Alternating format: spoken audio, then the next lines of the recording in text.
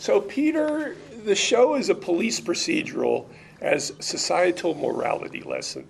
What drew you to the character of Daniel Hegarty, and how do you think, as an actor and his embodiment, he needs to further his life education in season 2? Well, I wasn't so much drawn to it as we were all in it from the start. Okay. Cush and I were attached to the project from the beginning. As EPs, right? Yeah, and also because my wife's an executive producer. Okay, very good. That helps. She's worked with Paul Ruttman, the show writer, before. And I think we'd all got together and thought it would be great to do something together. And so it started to develop. So we were always who they envisaged in these roles. But what was nice was that we were both able to have input into that and try and take it in a certain direction. What have I learned about... Yeah, well, what do you think how is his life education going to evolve? Because he's a very complex individual, and he's trying to CYA himself and everything. Well, I think he's had enough, really. He's just trying to get through the day. And you know what I mean? I'm kind of sort of tired of these great emotional arcs and storylines and what's driving him and where's he going and all that stuff. You know, he's just putting one foot in front of the other, trying to get through the day. His job, unfortunately, is quite a complicated and pressurized one. He's really good at it. He can't really do anything else. So he's just getting on with it. Okay, so again, June is put into a position of representing justice for people who the system generally doesn't protect. How did June's character in that context intrigue you when you were developing her, and what her necessarily lessons as she evolves in season 2? I mean, I love crime dramas, but I was really only interested to play a copper if I could play someone that was essentially a bit of a mess.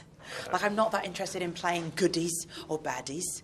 And I thought, wouldn't it be interesting to play an ordinary woman who does quite extraordinary things, sometimes without thinking much about it? She kind of like leaps first, thinks about it later. And that was a lot of what season 1 was about, on this kind of quest for truth. She starts season 2, I think, having risen up in the ranks a bit and being a bit older and a bit wiser. But the thing is that her personal life is unravelling even faster than it was in season 1. I think actually she's on the brink of a bit of a burnout.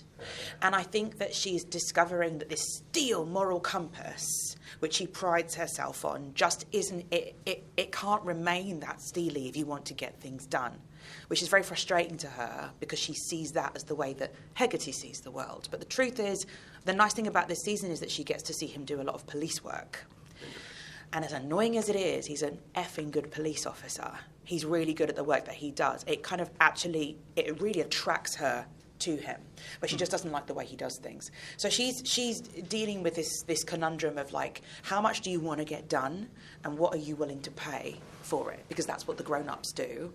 But it's weird. It's like she has this real old school justice thing within her, you know, to the point of like it messes things up, and the more she tries to stick to it, the worse she makes things for herself. And I like that. I'd much rather play somebody who's developing because they're crumbling. I don't really want to play someone who just gets better and better and funnier and funnier, because that's not life, is it? Like we are all broken down before we build back up again. Yeah. It's very instinctual with the character, so I like that. So, as an American, I view law enforcement much differently than I presume the British policing system is. What have you learned about your own native law enforcement system in portraying Hegarty that is both frighteningly flawed and surprisingly reassuring? Well, it's, you know, what... if you've got any sense, you know, it's not a surprise to discover that there are really unfortunate pockets of racism and misogyny. I mean, we are suffering... there's a epidemic of violence against women. And I don't know how we have a police force that allows that to happen within its ranks. But I know that there are police officers who are not like that. And that's the struggle, is to try and eradicate this this poison. But the poison isn't just there. It's why I developed this show with Peter in the first place, and why, you know, these spaces are really hard to bring work to.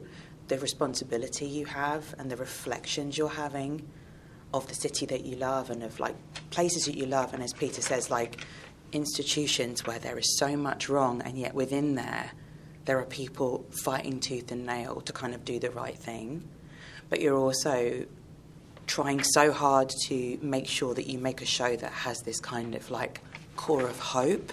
It was really important this season that the younger characters we were following, we were explaining about the idea that they're not stupid to be sucked into these influences. They're not thick, they're not just poor and stupid or reading the wrong thing.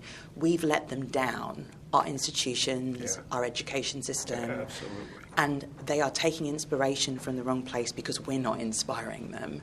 And we were really kind of trying to like get to the heart of that rather than just reflect back something about goodies and baddies.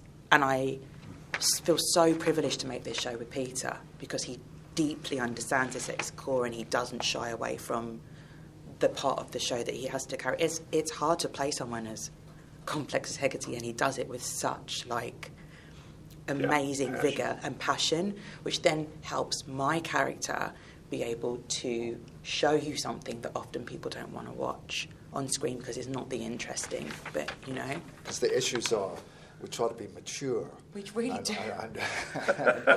And respond to the world.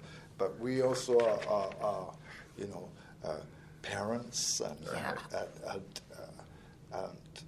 our children are in this world and our grandchildren are in this world. And our wives and our partners. So we're trying to hold a mirror up to society and say, look, this is stuff going on. Yeah. But also I think that the great thing about the show is that there's hope in it as well. Yeah. Because despite, how polarized our two characters are, we hate each other. Right. But we recognize that without the truth, what passes for a civilization, our civilization will collapse. And that even though we come from other ends of the spectrum, we want to return truth to its place of sanctity. Yeah. And that's what drives us, if you like. Well, see, as a similar generation film buff, I remember your memorable turn as Danny Olson in Local Hero. What do you remember fondly about your role in that magical film? And meeting the legendary American movie star Burt Lancaster. Oh, wow. That was just so incredible. So incredible to be plucked from the street. I met Burt Lancaster. There's a scene here. We shot the end of the film first, so that's when Burt Lancaster comes to Scotland. That's right at the end of the movie. Right. But we shot it at the beginning. And I remember standing on the beach with him. It was actually snowing. You don't see it. It was actually snowing. I thought, how are we going to get through this? Because if you look at the film, you'll see on the islands, over the sea, there's snow on the mountains. But he was amazing, and he said to me, he said, "Kid," he said, "I got to tell you." He said, "I got to tell you." He said, "Your instinct is fabulous." Fabulous. I can't understand a fucking word you say. That's your instinct. But I thought he was amazing, and he would talk about Marlon Monroe, he'd talk about Humphrey Bogart, and I thought, my God. Real deal. 6 degrees of separation, I just got mainlined. But he was wonderful. And he loved that movie. Yeah, he loved doing that movie. And he had such a laugh. And he and Bill, the director, really kind of hit it off. And he was kind of magical, because you looked at him and it was really Burt Lancaster. Yeah. I'd never seen a film star not on the before. Screen. No, it was the real thing. It's a magical film. Thank you. As a person who has done both British and American series, are there notable differences in production approach, and how do you think that affects the end result? Money.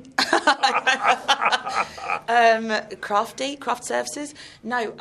Do you know when God, I'm making myself sound older now, but I feel like even when I first met Peter, which is like around 20 years ago, we were living in a different world I'm that in-between generation of like a different world of television, right? Like there was no platform television. I grew up with 5 channels. You got cable if maybe your parents had a bit more money, but there was nothing interesting on there. Everything was made the way it was made in that framework. And I think even when I went over to New York to do Good Wife and Good Fight, that was a network television show. There was a way that things were done.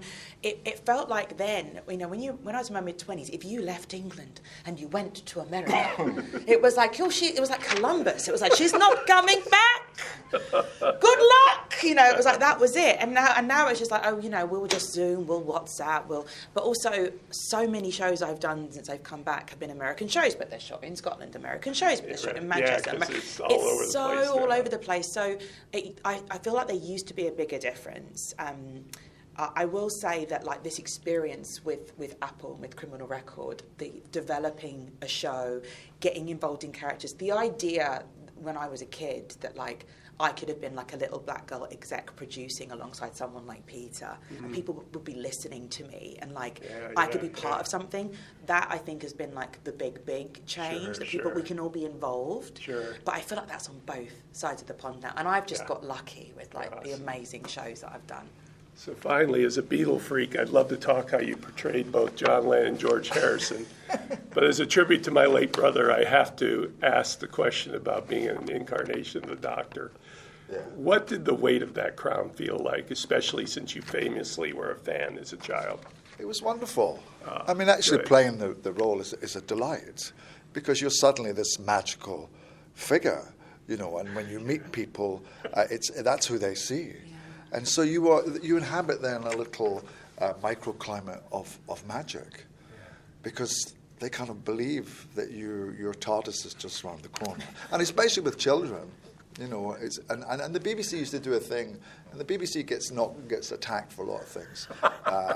But one of the things they used to do, which nobody would publicise, is they would bring, I'm going to go again, this is obviously the end of the tour, I'm going again. Oh, that's okay.